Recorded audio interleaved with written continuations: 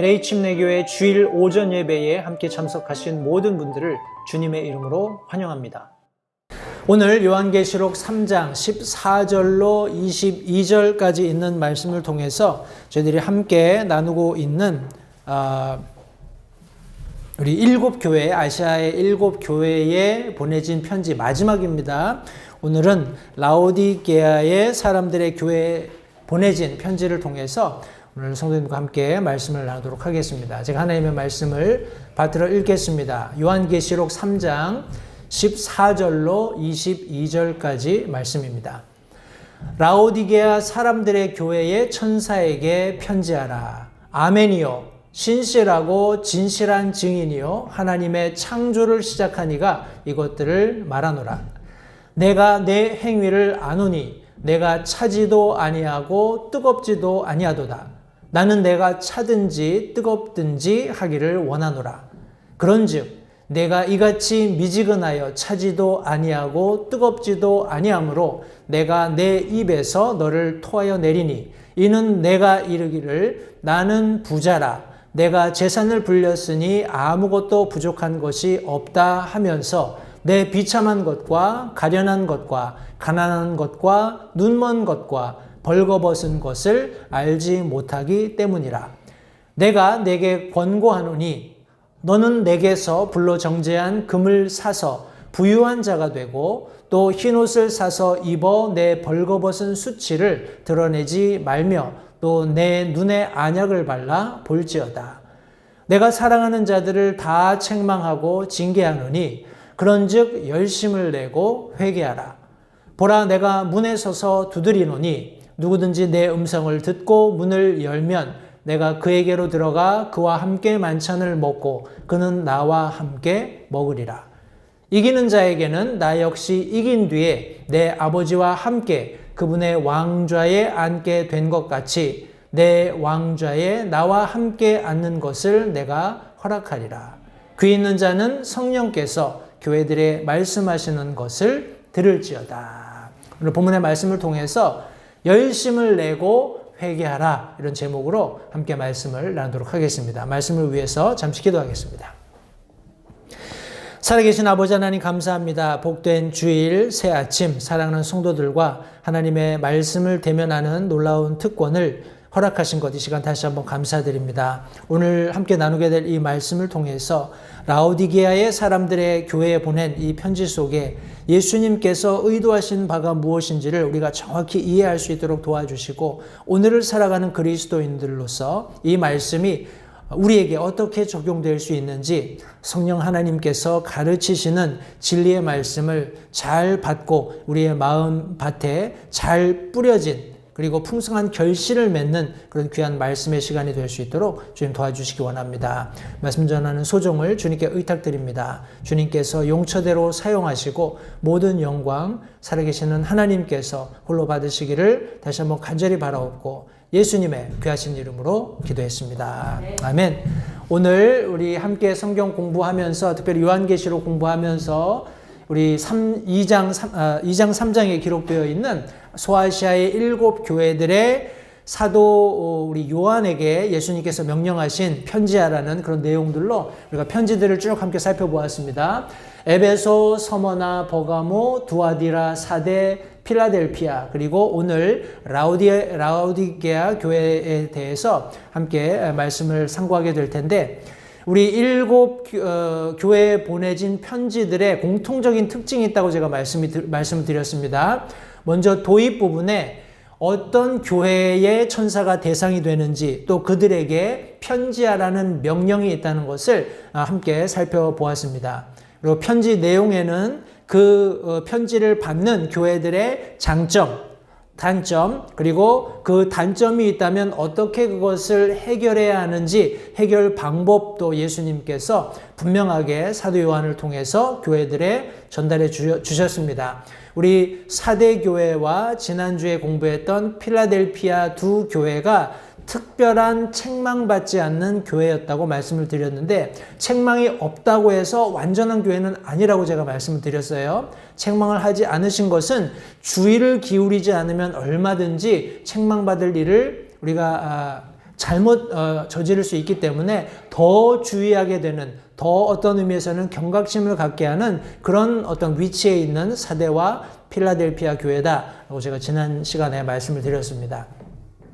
그리고 마지막 부분에 보면 우리 결론 부분에 귀 있는 자는 성령께서 교회들에게 말씀하시는 것을 들을지어다 말씀하심으로써 물론 개 교회들에게 보내진 편지이긴 하지만 전체 교회들에게 공히 적용되는 말씀인 것을 우리 이런 교회에 보내진 서신들의 어떤 공통적인 결론 부분을 통해서 확인해 볼 수 있습니다. 그리고 이기는 자에 대한 그 교회들이 처한 여러 가지 상황들이 있었지만은 그런 위협들 혹은 협박들 아니면 공포들 아니면 어떤 환난이나 핍박들 이런 모든 상황들을 이기는 자들에게 우리 예수님께서 최종적으로 마지막에 종말론적으로 내가 이런 보상을 하겠다라고 약속하시는 내용이 있다는 것을 우리가 함께 살펴보았습니다. 오늘 특별히 우리가 함께 살펴보게 될 라오디게아 교회에 공통적으로 어떤 명령이 있는지 함께 살펴보겠습니다. 14절 말씀에 라오디게아 사람들의 교회의 천사에게 편지하라 이렇게 말씀하고 있습니다. 제가 지난 시간에 보여드렸던 조금 큰 그런 디테일한 지도에서 보여지는 것처럼 에베소, 우리 사대, 버가모, 두아디라, 여기 서문하네요. 버가모, 두아디라, 사대, 필라델피아, 그리고 오늘은 라오디게아 교회인데 보시는 것처럼 이 모든 교회들이 우리 이 소아시아 지역에 위치해 있으면서 굉장히 그런 어떤 무역이라든지 그 당시 로마 제국이 어떤 그 위세를 확장해가는 그런 과정에 있었던 교회들이기 때문에 그렇게 지역적으로 이 개별적인 교회를 말하는 것이 아니라 교회가 있었던 그런 지역들이 가난하거나 아니면 황폐한 그런 곳은 아니었다라는 거예요. 우리 오늘 함께 살펴보게 될 라오디게아 교회도 마찬가지입니다. 여기 보시면 우리 고대에 이 소아시아 지역에 있었던 무역 그런 로들이에요. 무역로. 옛날에 우리 중국으로 실크로드가 있었던 것처럼 이것은 소아시아 지역에 있었던 그런 소아시아 지역 실크로드입니다. 여러 무역들이 성행했던 보시면 이스탄불로 해서 여기 지금 교회들 특별히 내륙 지방에 있었던 교회들을 모두 통과하고 있죠. 라오디게아 교회도 예외가 아닙니다. 해서 굉장히 무역이 성행했던 그런 교회인데 이 라오디게아 이 교회가 있었던 이 지역은 안디오쿠스 2세에 의해서 설립이 됐어요. 그런데 설립할 때 그의 아내의 이름을 따서 라오디게아라는 이름을 명명하게 된 겁니다. 이제 그 당시에 이 교회가 형성되는 그런 2세기 우리 시대 즈음에 라오디게아라는 여자 이름이 굉장히 흔했다 그래요.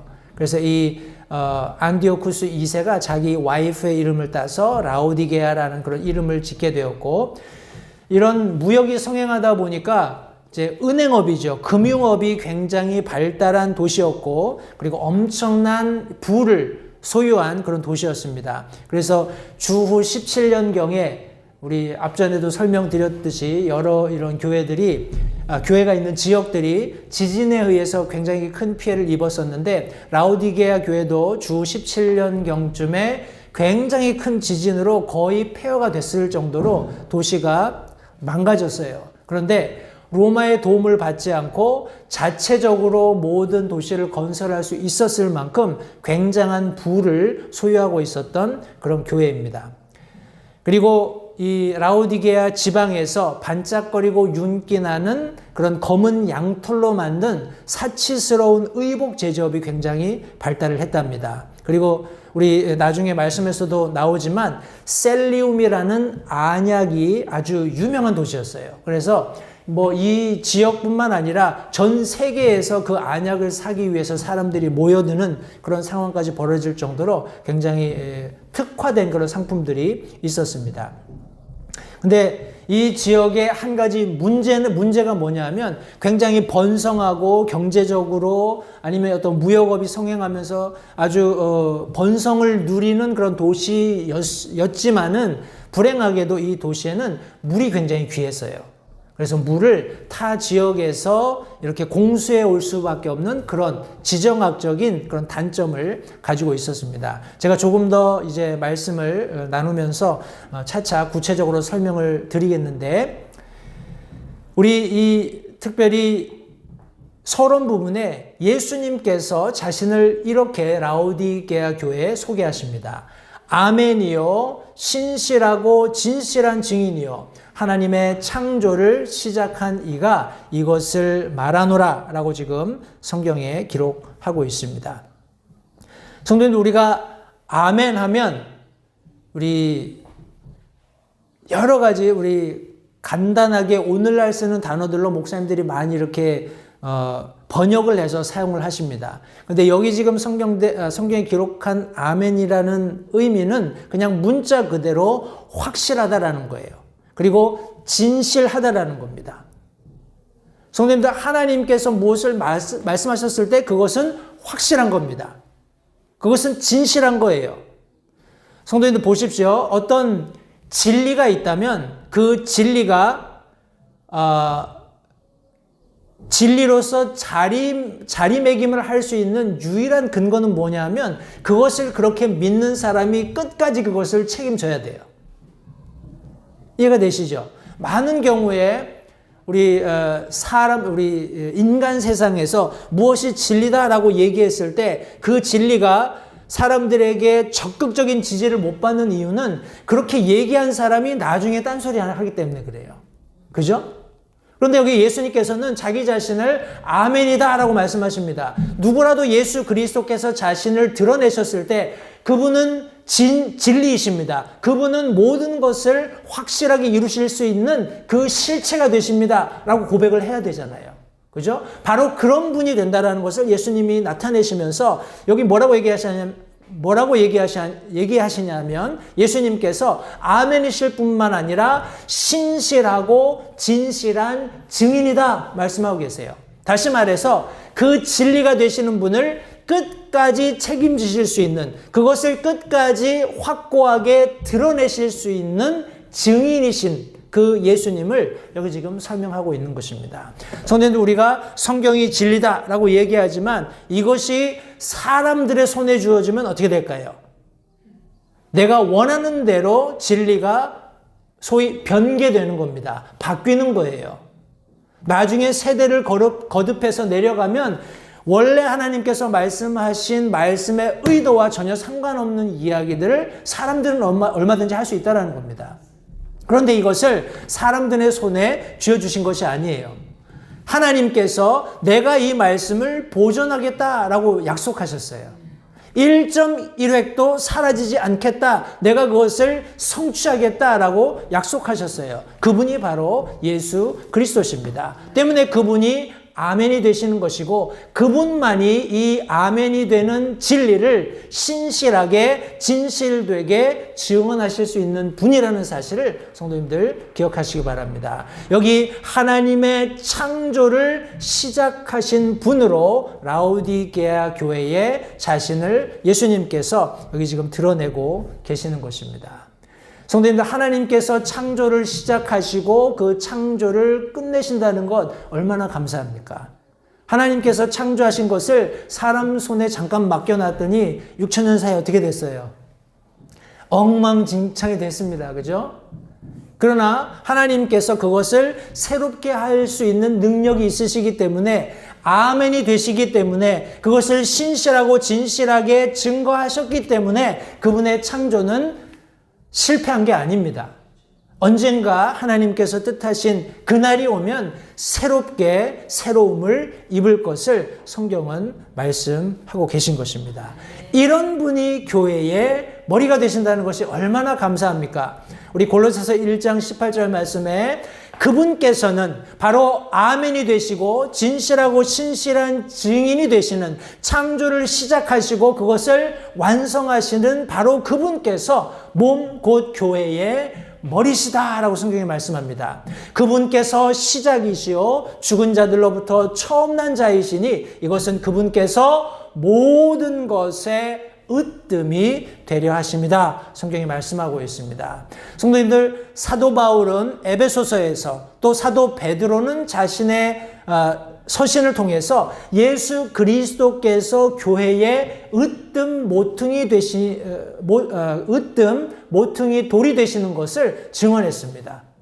성도님들, 예수 그리스도께서 으뜸 모퉁이 돌이 되셨다는 것은 예수님께서 교회의 모든 것을 떠받들고 계신다는 거예요. 사람이 아닙니다. 어떤 시스템이 아니에요. 교회의 재정이 아닙니다. 교회의 프로그램이 아니에요. 예수 그리스도께서 이 교회를 떠받치고 계신다는 것을 성도님들 절대 잊지 마시기 바랍니다. 이런 예수님께서 다시 한번 우리 라오디게아 교회에 말씀하고 계신다는 사실을 성도님들 기억하시면서 우리 라오디게아 교회가 과연 어떤 상황이었는지를 같이 한번 보겠습니다. 우리 15절 말씀해 보시면 내가 내 행위를 아노니, 다시 한번 예수님께서 7 교회에 모두 편지하시면서 공히 내가 내 행위를 안다라고 말씀하셨어요. 표면적인 행위뿐만 아니라 그 숨어있는 의도까지도 정확하게 알고 계시고 그들이 겪는 그런 고난, 핍박, 이 모든 것들을 낱낱이 다 알고 계시다라는 것을 우리가 여러 차례 함께 살펴보았습니다. 내가 내 행위를 아노니 내가 차지도 아니하고 뜨겁지도 아니하도다. 그것이 그들의 어떤 현 주소였어요. 그런데 예수님께서 뭐라고 말씀하시냐면 나는 내가 라오디게아 사람들의 교회 내가 차든지 뜨겁든지 하기를 원한다라고 말씀하고 있습니다.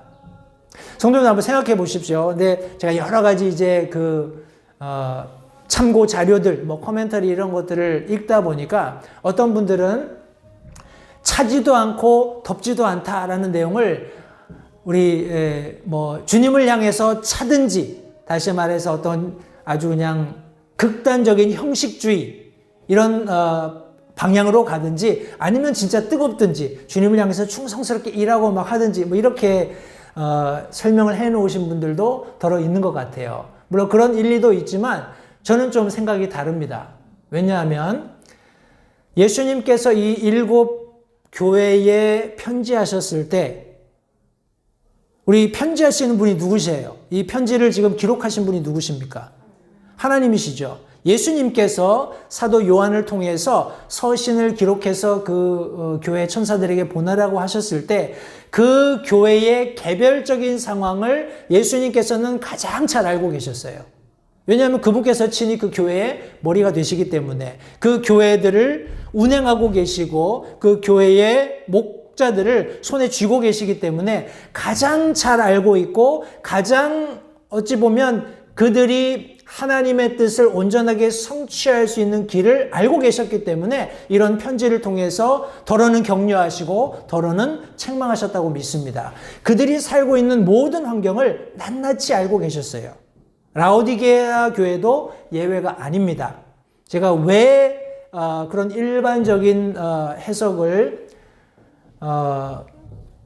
받아들일 수 없는 거 아니, 이 라오디게아 교회가 있었던 지정학적인 위치 때문에 그렇습니다. 제가 조금 추가적으로 설명을 드리면, 여기 지금 제가 앞서 설명을 드렸지만 라오디게아 지방에 단점이 있다고 말씀드렸어요. 그죠? 여러 가지 무역이나 어떤 그런 텍스처, 우리 옷감이나 안약이나 어떤 그런 부귀영화를 누릴 만한 그런 조건들은 충분히 됐는데 우리 물이 없었어요. 그죠? 물이 없어서 여기 지금 라오디게아 지방에 보시면 이렇게 이제 고고학자들이 발굴해내는 그런 과정 속에 물속에 묻혀 있는 그런 관들, 수로들이 있습니다. 이제 상수관이죠. 물이 들어오는 관이니까.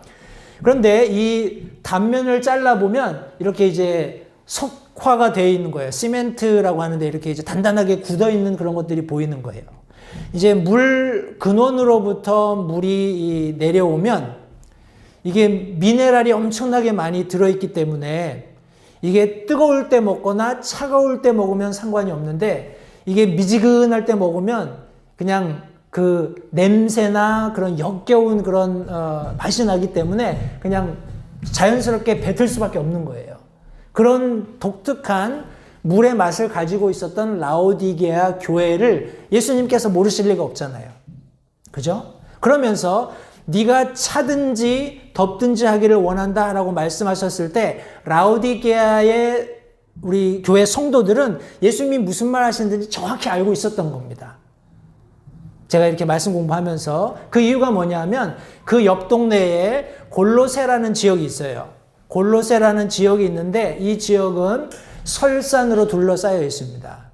그래서 저 설산에서 눈들이 녹으면서 이제 그 물을 이 골로새 지방에는 공급받기 때문에 정말 이가 시릴 정도로 찬 그런 물들을 이 지역에서는 맛볼 수 있어요. 그리고 또 다른 옆 동네에는 우리 히에라폴리스라는 지역입니다. 라오디게아 교회가 있었던 그 지역에 옆에 골로새라는 지역이 있고 여기 지금 히에라폴리스라는 지역이 있는데 여기는 지하에서 솟아나는 온천이 유명한 곳이에요. 그러니까 이 물은 마시면 물론 뭐 지금 우리 생각에는 야 온천물을 더럽게 어떻게 뭐 이렇게 생각할지 모르지만 그냥 지하에서 그냥 끓어오르는 그런 깨끗한 샘수입니다. 이건 얼마든지 먹을 수 있는데 뜨거워요. 그런데 우리 라오디게아 교회는 멀리서 물을 가져와서 이렇게 저장소에다 저장을 해놓고 먹어야 되기 때문에 그 물이 시원할 리가 없죠. 그렇다고 따뜻하지도 않아요. 그냥 아주 미적지근하고 그것으로 뭐 이렇게 집안에서 물을 끓이거나 하면은 그 냄새, 역한 냄새 이런 것들 때문에 쉽게 물을 섭취하기가 굉장히 어려운 그런 상황이었던 것 같습니다. 성도님들 보십시오. 예수님께서는 교회에 대해서 어떻게 보면 이 말씀을 통해서 두 가지 기대를 하고 계시다고 믿습니다. 성도님들 어떨 때 차가운 물을 드시고 싶으세요? 열심히 일하고 그죠? 농부가 밭에서 열심히 수확을 하고 떼약볕에서 그냥 허리도 한번 못 펴고 그렇게 열심히 일하다가 우리 중간에 아낙네들이 이만한 소쿠리에다가 우리 새참이고 오잖아요. 그럼 제일 먼저 찾는 게 뭐예요? 예, 한국에서는 뭐 시원한 막걸리지만 우리 뭐 막걸리 먹을 일은 없고 그죠? 아주 얼음이 둥둥 떠 있는 그런 냉수를 가져온다고 한번 생각해 보십시오. 생각만 해도 막 더위가 싹 가시지 않으세요? 아주 갈증이 싹 해소되는 그죠? 그런 시원함을 하나님이 기대하시는 거예요. 성도님들 어떨 때 뜨거운 물을 마시고 싶으세요?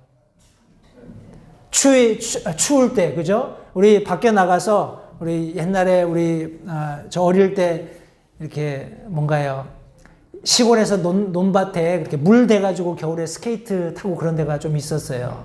그런 데 가면 시컨 타다 오면은 막 얼굴이고 뭐 손이고 막 꽁꽁 얼어가지고 정말 아주 그냥 죽을 지경이죠. 그런데 그 비닐하우스를 이렇게 해놓고 안에 들어가면 오뎅도 팔고 막 이렇게 하는 게 떡볶이도 팔고 그랬거든요. 거기서 오뎅 국물 요거 한 사발 얻어가지고 홀짝 마시면은 그냥 그 추위가 싹 녹는 거예요.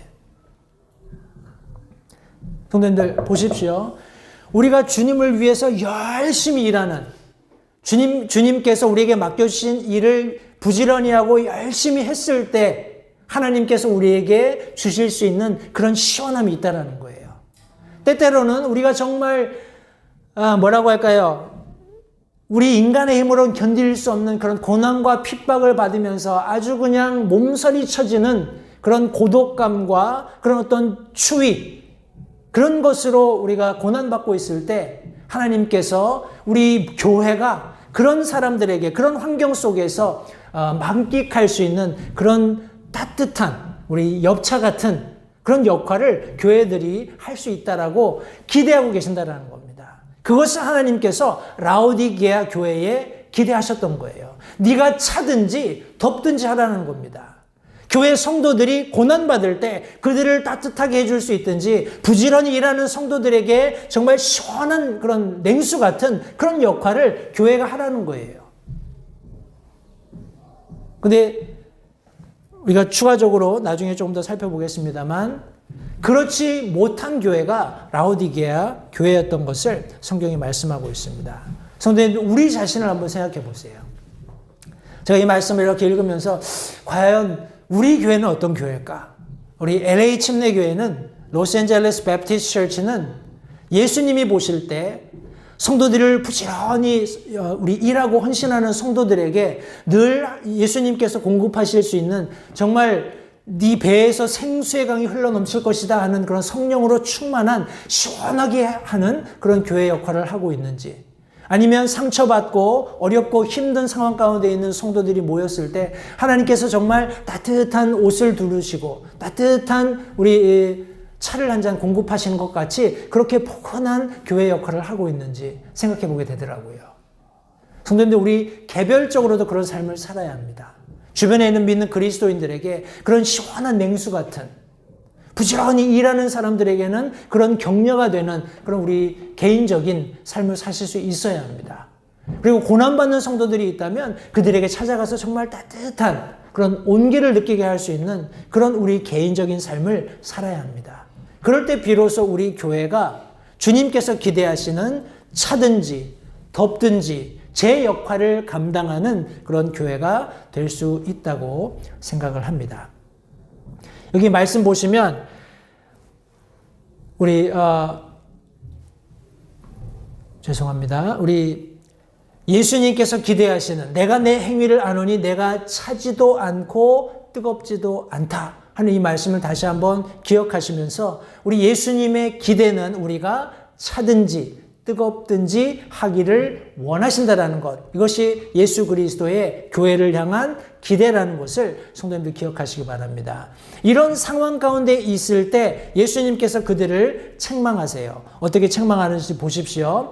그런즉 내가 이같이 미지근하여 차지도 아니하고 뜨겁지도 아니하므로 내가 내 입에서 너를 토하여 내리니 이는 내가 이르기를 나는 부자라 내가 재산을 불렸으니 아무것도 부족한 것이 없다 하면서 내 비참한 것과 가련한 것과 가난한 것과 눈먼 것과 벌거벗은 것을 알지 못하기 때문이라.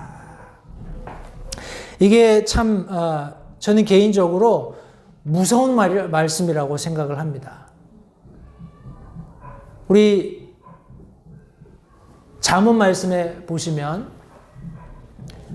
우리 시편 우리 잠언 말씀에 우리 지혜자의 기도에 의하면 하나님 앞에 기도할 때 내가 가난하게도 마옵시고 부하게도 마옵소서라고 기도하시는 내용을 아마 기억하실 거예요. 그 이유가 뭡니까? 너무 가난하면 하나님을 원망하게 된다는 거예요. 너무 부하게 되면 하나님이 필요 없다라는 겁니다. 그러니 적절한 고난이라든지 그런 어려움들은 우리의 유익을 위해서 필요하다라는 것을 역설적으로 우리가 그 말씀을 통해서 확인할 수 있어요. 라오디게아 교회의 성도들이 그랬습니다. 미지근할 수밖에 없었어요.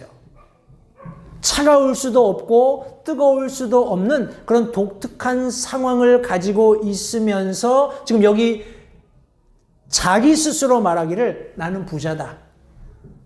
재산을 불렸고 아무것도 부족함이 없다라고 지금 이야기하고 있는 라오디게아 교회를 지금 예수님께서 바라보시는 거예요.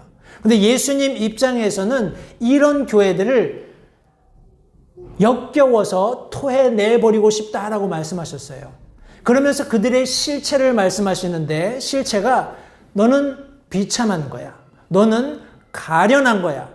너는 가난하고 눈멀었고 벌거벗고 있는 거야 라고 가르쳐주고 계시는 거예요. 우리 누가복음 12장 16절 말씀해 보시면 어떤 부자가 나오죠. 기억나세요? 어떤 부자가 나와서 야 내가 이거 너무 비즈니스가 잘 된다. 우리 창고를 하나 더 짓고 거기다 물건을 가득 채우고 내 혼에게 이르기를 야 먹고 누리자. 그런데 예수님께서 뭐라고 얘기하세요? 이 어리석은 사람아, 오늘 밤에 내 혼을 취해가면 이 물건이 다 누구의 것이 되겠느냐 책망하세요. 성도님들 보십시오. 그것은 뭐 또 다른 한편으로의 교훈이 되겠습니다만 지금 이 말씀은 정확하게 교회에게 하고 계신 말씀이에요. 성도님들, 교회가 성도들의 그런 헌신이나 수고를 통해서 여러 가지 다양한 부분에 이렇게 드려지고 헌신할 수 있지만 안타깝게도 오늘날 많은 교회들이 재정적으로 풍족한 것을 기대하고 그렇게 유지하려고 노력하는 모습을 많이 봅니다. 그죠? 돈이 은행 잔고에 없는 것을 굉장히 불안해한다는 거예요. 개인적으로 그거는 뭐 비즈니스 마인드 아니겠습니까? 내가 어떤 자산이 있어야 투자도 하고 뭐 이런 식의. 근데 예수님께서는 그렇게 제자들을 가르치지 않으셨잖아요. 그렇죠? 전대를 따로 차지 말 것. 다시 말해서 모든 필요와 공급은 누구에게요?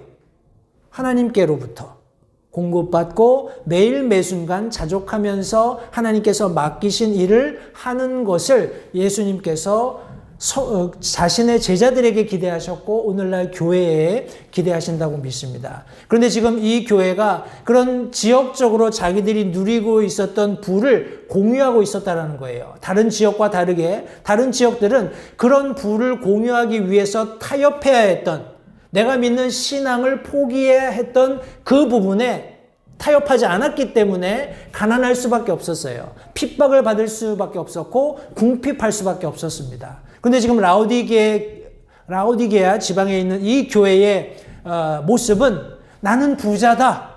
내가 내 재산을 계속 불렸고 이제 필요한 것이 아무것도 없다 하는 그런 지경에 이르게 되었다라는 겁니다.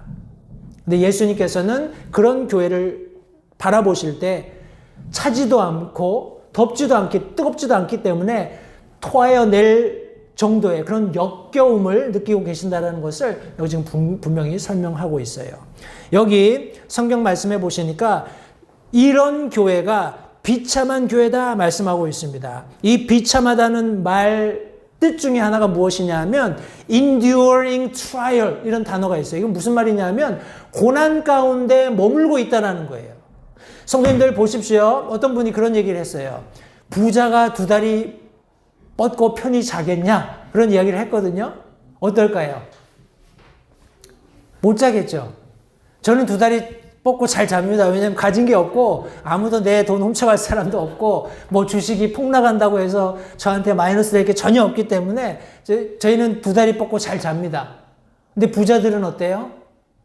잠을 못 자요.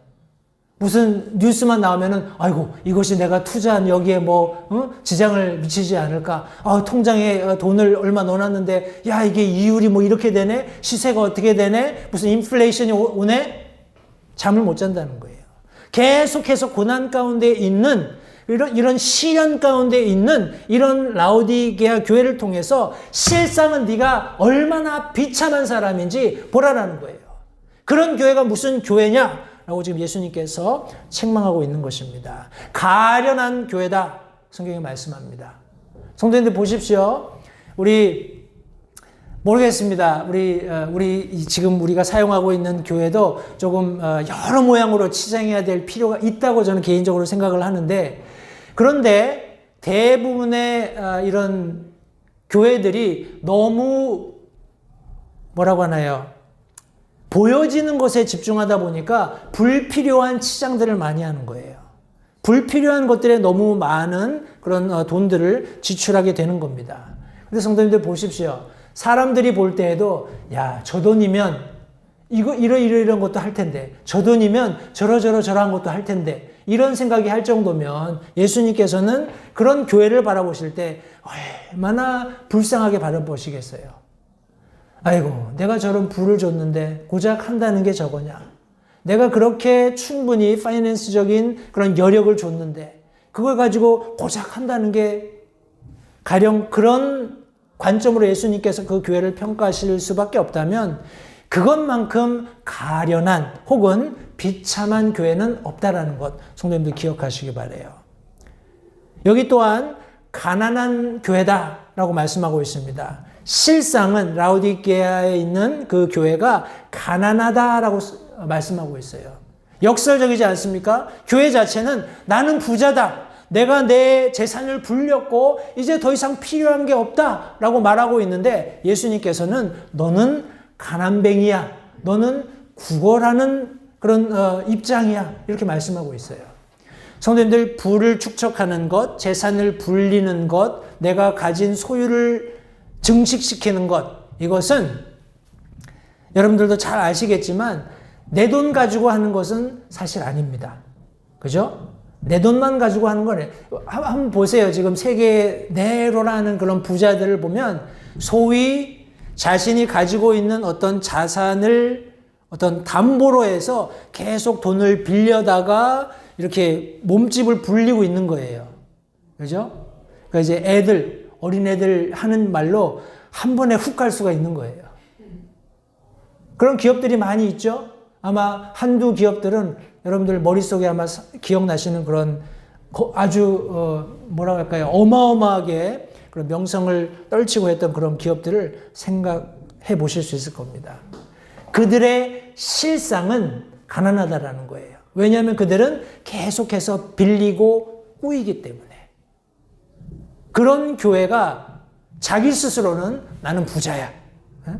우리는 건물도 있고 뭐도 있고, 근데 실상은 내게 아니잖아요. 재산을 불리고 난 부족한 게 없어.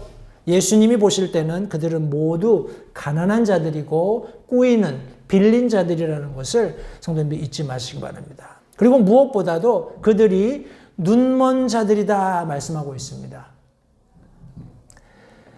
이 눈 멀었다라는 의미는 두 가지로 생각해 볼 수 있는데, 하나는 실제적으로 눈이 멀었을 수 있고, 또 다른 하나는 우리가 바라볼 수 있는 모든 영역에 안개가 자욱하기 때문에 우리 어떤 비주얼이 확보가 안 되는 거예요. 제가 그런 얘기로 너무 이렇게 멀리 가진 않겠습니다. 성도님들 보십시오. 우리 한 치 앞을 내다볼 수 있나요? 가령 예를 들어서 혹시 주식에 관심이 있어. 저는 그런데 전혀 관심이 없고 할지도 모르기 때문에 모르지만, 어떤 사람이 가령 주식에 투자를 한다고 했을 때, 야, 이거는 소위 말하는 상장주다. 지금 막 크는 기업이다. 해서 돈을 엄청 막 투자를 했어요. 내일 어떻게 될까요? 아무도 모르죠. 그죠? 그런 의미에서 한 치 앞도 내다볼 수 없는 그런 눈먼 장님 같은, 마치 예수님께서 아까 제가 인용했던 누가복음 말씀에서 어떤 부자에게 경고하셨던 것처럼, 내일 이 밤에 내가 내 혼을 취해가면 어떻게 할래? 내가 이 밤에 내 교회에 촛대를 옮기면 너 어떻게 할래? 그런 경고의 말씀이에요. 성도님들, 우리가 맑은 정신을 가지고 예수님께서 기대하시는 어떤 시원함을 가져다 줄 수 있는, 아니면 정말 뜨겁고 포근하고 그런 안정감을 줄 수 있는 그런 교회 사역을 지속하지 않으면 예수님께서도 언젠가는 우리가 자고하고 자만하는 그것 때문에 내가 너를 토해내겠다라고 말씀하실 수밖에 없다는 사실을 성도님들 절대 잊지 마시기 바랍니다. 우리의 현 상태를 정확히 이해하셔야 돼요. 내가 어떤 모습인지를 이해하지 못하면 하나님 앞에는 가증스럽고 역겨운 존재가 될 수밖에 없다는 겁니다. 방금 우리가 주님의 만찬을 끝마치고 왔죠. 우리가 주님의 만찬을 하기에 앞서서 항상 자기 자신을 되돌아볼 것을 우리 목사님이 말씀하십니다. 왜냐하면 내가 내 자신을 되돌아보지 않고 죄가 있는, 내 삶에 죄가 있는 상태에서 주님의 살과 피에 동참하는 그런 과정을 겪게 된다면 자기 자신의 죄를 먹고 마시는 거예요. 그러면 결국 건강도 잃게 되고, 성경 말씀에 의하면 목숨도 잃을 수 있는 그런 치명적인 실제적인 경고를 예수님께서 하고 계시기 때문에 그렇습니다. 개인적으로 그런데 성도님들, 교회는 어떻겠습니까?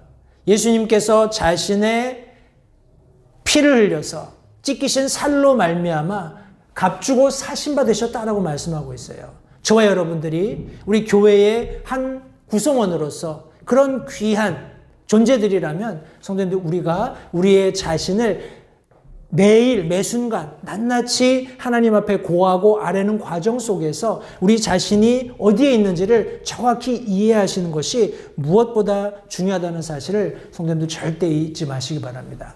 이렇게 말씀하신 이유는 라오디게아 교회 성도들이 자신들을 위해서 핏값을 지불해서 사주신 주 예수 그리스도 그분께서 내게 원하신 것이 무엇인지를 정확히 이해하기를 바랐기 때문에 이런 말씀을 해 주셨다고 믿습니다.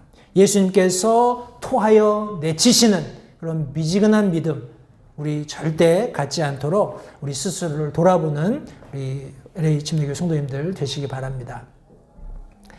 우리 네 번째 보시면 개별적으로 예수님께서 이런 단점을 보셨기 때문에 어떻게 해야 할지 우리 해결책을 말씀해 주세요. 우리 죄송합니다.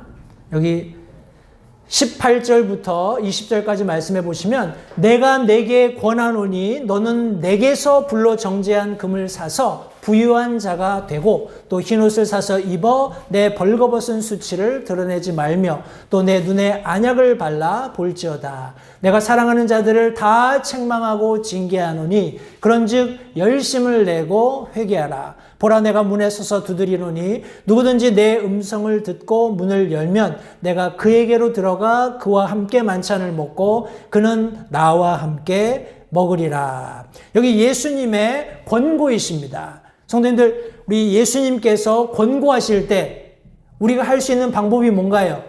유일한 방법은 듣는 거예요. 예수님께서 무엇인가 조언하시면 들어야 해요. 그것이 우리에게 100% 유익을 가져다 준다는 것을 성도님들 절대 잊지 마시기 바랍니다. 예수님께서 여기 라오디게아 교회에 권고하시면서 너는 내게서 불로 정제한 금을 사서 부유한 자가 되라 라고 말씀하셨어요. 세상적인 세속적인 것들을 교회로 끌어들여서 교회가 부유하게 될 것이다라는 생각을 갖지 말라는 거예요. 참된 부는 어디서 온다고요? 예수 그리스도께로부터 온다고 성경이 말씀하고 있는 겁니다. 우리 불로 정제한 금 이렇게 얘기했을 때 하나님의 말씀이 혹은 단련받는 그리스도인들을 우리 불로 정제한 금에 성경은 많이 비유하고 있습니다. 성도님들, 저와 여러분들이 개별적으로 하나님의 필요에 의해서 하나님께서 영광 받으시기 위해서 불과 같은 단련을 하게 될 때 절대 성도님들 실망하지 마세요. 절대 하나님을 원망하지 마시기 바랍니다. 성경은 분명히 이런 불같은 단련이 우리에게 필요하다, 우리에게 유익을 가져다 준다라고 분명히 말씀하셨어요. 이런 과정을 통해서 우리가 정금같이 주님 앞에 서게 될 때 비로소 주님께서 우리를 너는 정말 부유한 자다. 너는 정말 모든 것을 다 가진 자다. 너는 정말 확고하며 진리 가운데 올바로 서 있는 자다라고 인정해 주신다는 거예요. 성도님들, 이런 인정은 예수님께서 우리에게 주시는 시련을 통해서만 가능하다는 것을 절대 잊지 마시기 바라요. 우리 믿음 생활하면서 다들 바라기는 그냥 평탄한 너무 큰 어떤 문제 없이 너무 큰 고난 없이 그렇게 살았으면 얼마나 좋을까 하는 기대들을 하게 됩니다. 그러나 실상은 그렇지 않죠. 우리 성도님들 개별적인 삶을 이렇게 뒤돌아보셔도 정말 참 지금은 웃으면서 얘기할 수 있지만 말할 수 없는 업, 다운이 있었잖아요. 그죠? 그런 과정들을 통해서 오늘 우리가 여기 앉아서 이 말씀을 들을 때 아멘 할 수 있는 거예요. 그 말씀이 진리입니다. 그 말씀이 사실입니다. 하고 우리가 인정할 수 있는 겁니다. 왜냐하면 우리가 예수님께서 고난 받으신 것과 같은 불로 정제한 금과 같은 그런 고난을 함께 지나오면서 우리에게도 예수님이 가지고 계셨던 신실함이 묻어나기 때문에 그래요. 예수님과 같은 진실함이 묻어나기 때문에 그렇습니다. 그런 과정을 통과한 성도들에게 예수님께서 내 증인이 되라 라고 부탁하시는 거예요. 그런 귀한 성도님들, 고난과 역경을 극복하고 서서 하나님을 향해 하나님의 말씀이 아멘입니다 라고 고백하는 성도들이 얼마나 귀하겠어요. 그런 성도야말로 예수님이 보실 때 가장 부유한 자가 된다라고 성경이 말씀하고 있습니다. 또 더 나아가서 성경은 흰 옷을 사서 입어 내 벌거벗은 수치를 드러내지 말라 말씀하고 있어요. 성도님들, 우리가 앞서서 여러 차례 살펴보았습니다만 이 흰 옷은 그리스도인들의 의입니다. 내 의가 아니에요.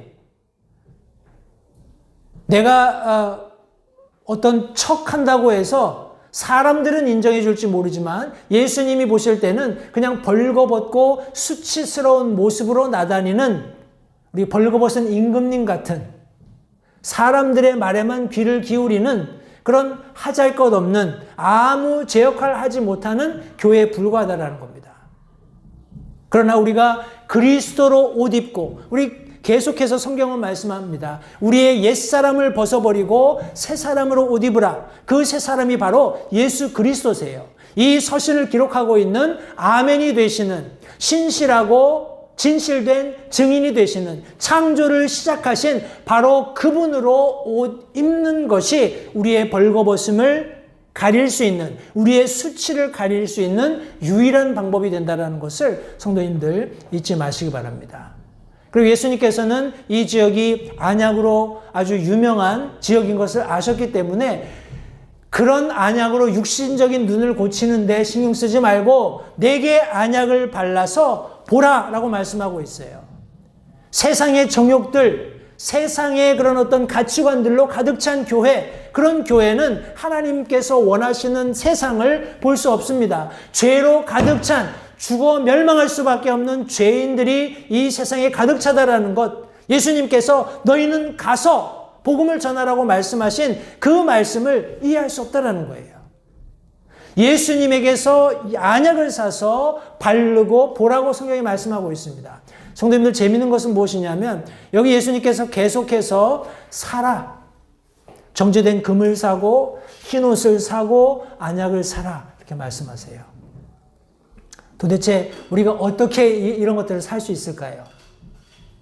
우리 이사야서 말씀해 보시면 55장 1절에 오 목마른 자들아 너희는 물러나오라. 돈 없는 자도 오라. 너희는 와서 사 먹되 참으로 와서 돈도 내지 말고 값도 치르지 말며 포도즙과 젖을 사라. 이게 무슨 말씀일까요? 사 먹으라고 하는데 값도 내지 말고 돈도 내지 말고 사 먹으라는 거예요. 요한복음 7장 37절 38절 말씀에 마지막 날 곧 명절의 그 큰 날에 예수님께서 서서 외쳐 이르시되 누구든지 목마르거든 내게로 와서 마시라. 나를 믿는 자는 성경 기록이 말한 것 같이 그의 배에서 생수의 강들이 흘러나리라 하시니라. 요한계시록 22장 17절 말씀에서도 성령과 신부가 말씀하시기를 오라 하시는도다. 듣는 자도 오라 할 것이요 목마른 자도 올 것이요 또 누구든지 원하는 자는 값 없이 생수를 취하라 하시더라. 제가 옛날에 어렸을 때 이제 아는 그 친구가 그 수영장 안에서 이렇게 식당을 하세요. 조그만 식당을 하는데 수영장 안에 있는 식당이에요. 그래서 이제 거기서 뭐라 그러나요? 음식을 얼마치 먹으면 이제 수영장을 무료로 쓸 수 있는 그 옵션을 그 아이가 이제 자기 친척한테 얻은 거예요. 그래서 저한테 얘기를 해서 야 우리가 거기 가서 뭐 이만큼 음식을 사 먹으면 수영장은 공짜래. 한번 갈래? 해서 간 적이 있어요. 그래서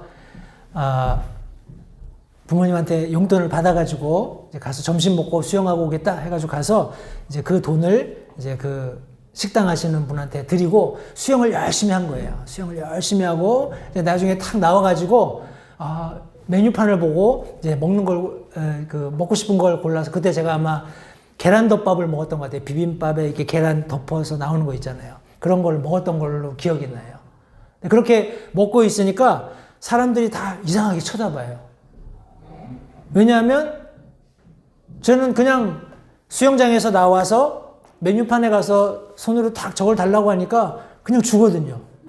그리고 딱 가서 앉아서 딱 먹으니까 좀 의아한 표정으로 보더라고요. 왜냐하면 다른 애들은 수영 이렇게 하고 나와가지고 막 닦고 라카에 가서 지갑 꺼내가지고 가서 저거 얼마예요 하고 계산하고 막 이렇게 해서 먹어야 되잖아요.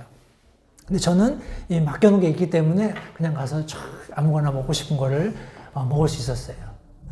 성도님들 보십시오.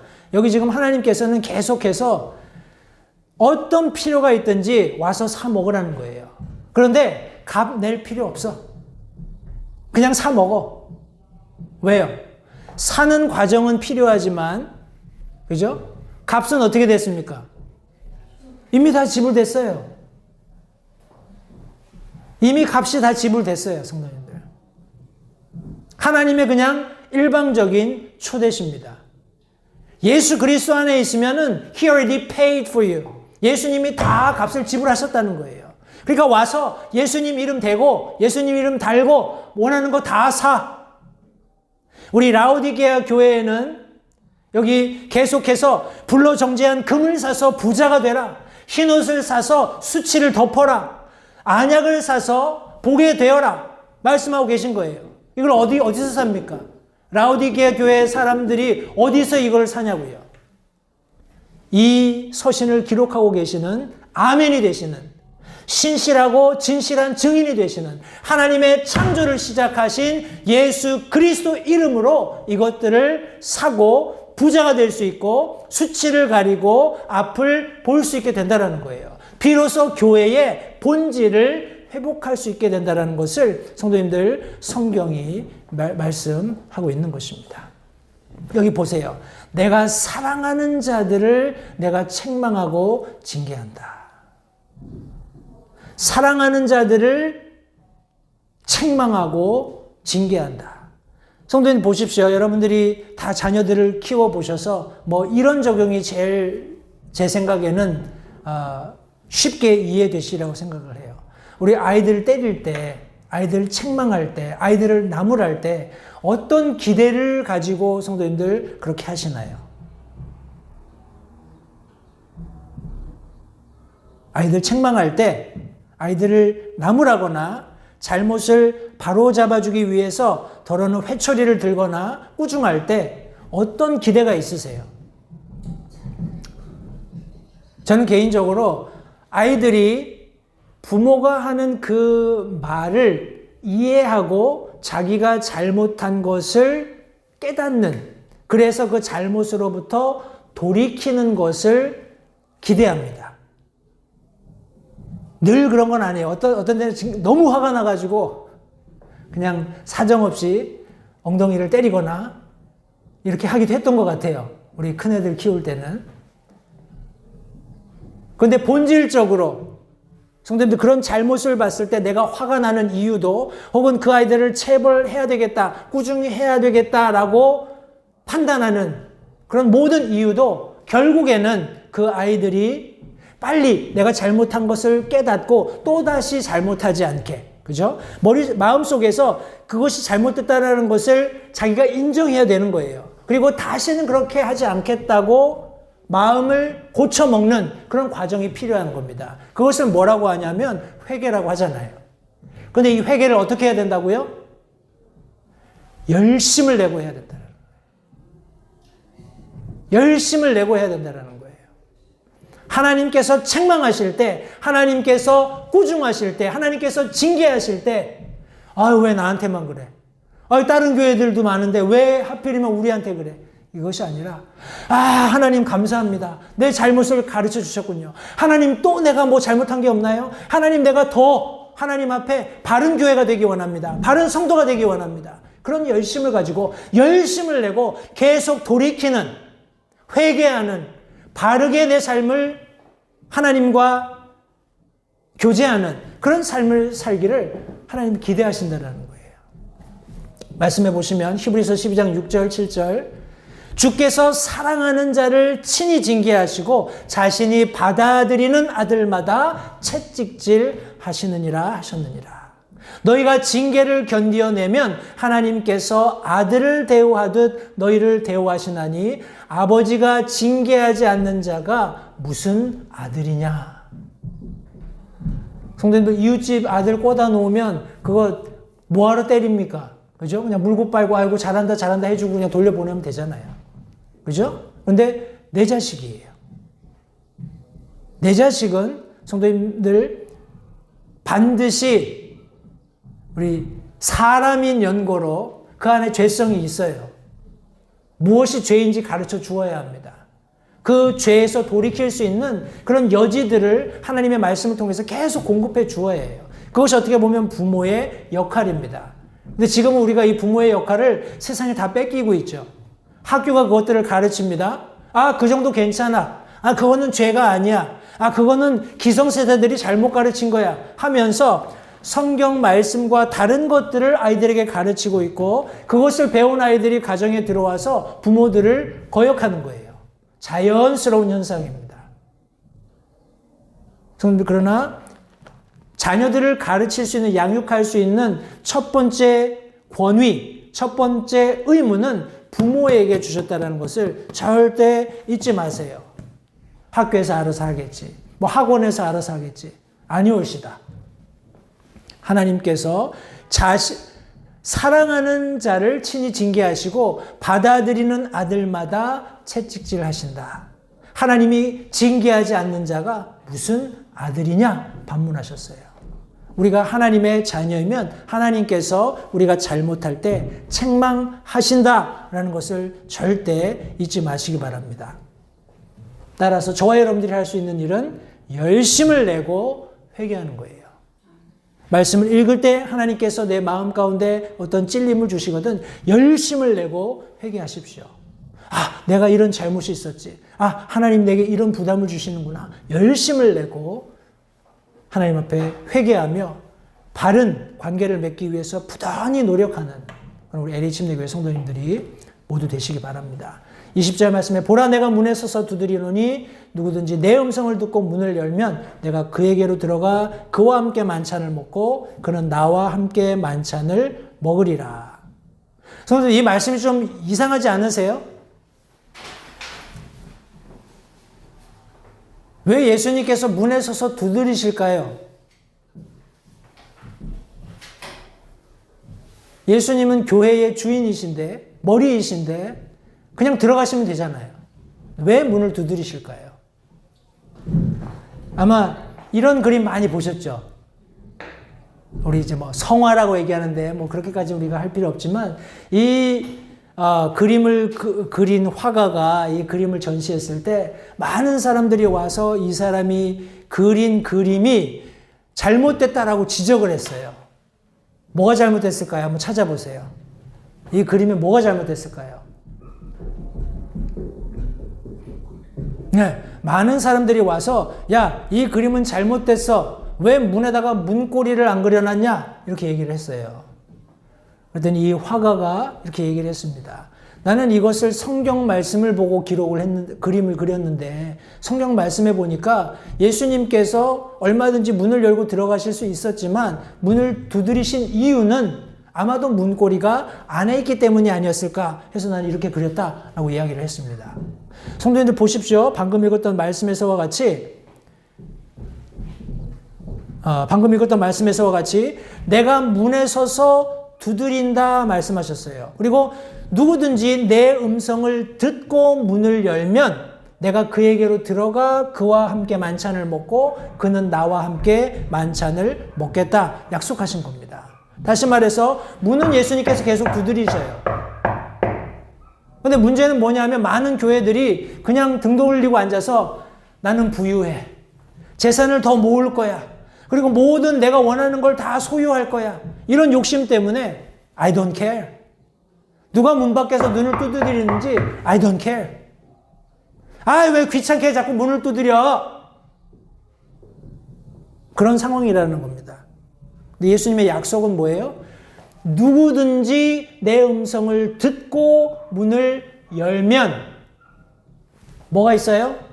주님과 함께 나누는 풍성한 그리고 깊은 교제가 있게 된다는 거예요. 성도님들, 성령께서 우리에게 말씀하시는 미세한 음성에 귀 기울이시기 바랍니다. 하나님께서 우리에게 말씀하실 때, 개별적으로 우리가 말씀을 읽을 때도, 또 우리가 함께 모여서 이렇게 하나님의 말씀을 나눌 때도 하나님께서 미세하게 저와 여러분들에게 개별적으로 주시는 말씀들이 있다라는 거예요. 그런 말씀들을 성도님들 가볍게 여기거나 그냥 지나치지 마세요. 아주 섬세함을 가지고 아주 주의 깊게 그 말씀에 반응하시기 바라요. 그럴 때 하나님께서 내 음성을 듣고 그 마음의 문을 열게 되면, 그 교회가 나를 받아들이게 되면 비로소 주님과 함께 나누는 놀라운 만찬이 시작되는 겁니다. 주님과 함께 나누는 깊은 교제가 이루어지게 된다는 것을 성도님들 기억하시기 바라요. 제 삶이, 여러분들의 삶이, 우리 교회가 그런 교제가 주님과 있기를 간절히 바랍니다. 우리 마지막으로 공통적인 약속이 21절, 22절 기록되어 있습니다. 이기는 자에게는 나 역시 이긴 뒤에 내 아버지와 함께 그분의 왕좌에 앉게 된 것 같이, 이미 앉아 계시는 거죠. 하나님의 보좌 우편에 예수님께서 앉아 계신 겁니다. 그렇게 된 것처럼 내 왕좌에 나와 함께 앉는 것을 내가 허락하겠다. 예수님께서는 먼저 그런 지위를 얻으셨어요. 모든 것을 이기시고 나서 하나님께서 다시 살리심으로써 하나님의 보좌 우편에 앉는 영광을 예수님께서 이미 성취하셨어요. 그런 예수님께서 너희가 가령 이런 모든 상황 가운데에서 극복하고 이기고 승리하게 되면 내가 얻은 것과 같은 똑같은 특권을 너희도 얻게 하겠다 약속하고 계신 거예요. 누가요? 예수님께서 아멘이 되시고 신실하고 확실한 증인이 되시는, 그리고 하나님의 창조를 시작하신 그분께서 이런 약속을 우리에게 해주고 계시는 것입니다. 귀 있는 자는 성령께서 교회들에 말씀하시는 것을 들을지어다. 모든 시대를 거쳐서 성도님들, 하나님의 말씀은 저와 여러분들에게 아멘이 되어야 합니다. 그리고 저와 여러분들은 예수님께서 진실하고 신실한 증인이 되셨던 것처럼 그분께서 우리에게 증인이 되라 라고 말씀하셨을 때 그것을 충실하게 수행하는 그런 삶을 살아야 한다는 것을 잊지 마시기 바라요. 예수님께서 하나님의 창조를 시작하셨습니다. 그분이 완성하시겠죠? 성도님들, 저와 여러분들도 그분의 새로운 창조에 동참할 수 있는 우리 잃어버린 영혼들을 계속해서 주님께로 이끌어오는 새로운 창조물이 탄생하게 되는 놀라운 사역에 들어질 수 있다는 것을 기억하시면서 라오디게아 사람들의 교회에 말씀하신 것처럼 열심을 내서 하나님 앞에 회개하는, 성도님, 회개라는 것은 죄를 자백하는 것일 뿐만 아니라 내 삶을 바르게 하려는 노력이 포함되어 있다는 것을 잊지 마시기 바라요. 열심을 내서 하나님과 바른 관계, 바른 교제를 하기 위해서 힘쓰는 우리 모든 LH 침례교회 성도님들이 모두 되시기를 바랍니다. 기도하겠습니다. 잠시 들으신 말씀에 따라 결단하는 시간을 가지시기 바랍니다. 하나님께서 무엇을 말씀하시든지 따르기로 결단하십시오. 하나님께서는 순종하는 자들을 존중하십니다. 아직 예수님을 개인의 구주로 영접하신 사실이 없으시다면 자신이 죄인됨을 인정하며 하나님께 나오는 자들을 하나님께서 받아주신다는 확실한 말씀에 근거하여 다음과 같이 기도하십시오. 하나님, 나는 죄인입니다. 나는 내 죄로 인해 죽을 수밖에 없음을 압니다. 그러나 예수님께서 내 죄를 위해 십자가에서 피 흘려 죽으시고 사흘 만에 다시 살아나셔서 내 죄값을 모두 지불하셨고 내게 새로운 생명을 약속하셨음을 믿습니다. 지금 이 순간 예수님을 내 마음에 모셔드립니다. 내 마음에 오셔서 나의 주와 그리스도가 되어주십시오. 예수님 이름으로 기도했습니다. 다음과 같이 기도하셨다면 여러분은 성경 말씀대로 구원을 받으셨습니다. 계속해서 주 안에서 함께 자라가는 복된 교제가 있기를 간절히 바랍니다.